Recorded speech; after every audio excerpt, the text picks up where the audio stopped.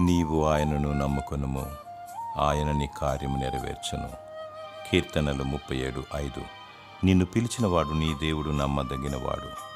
దేవుని అందు విశ్వాసముంచు అద్భుతాలు చూస్తావు. న్యాయముతో కూడిన నీ హృదయ వాంఛను తీరుస్తాడు.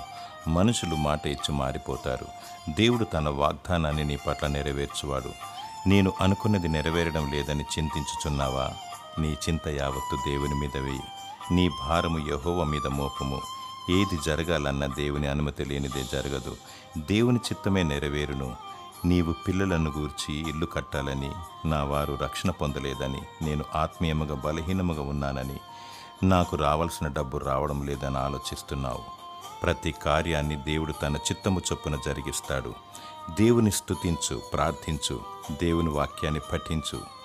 ఆయన తన వాగ్దానాన్ని నీ పట్ల నెరవేర్చును. దేవుడు కరుణించి నిన్ను దీవించునుగాక. ఆమేన్.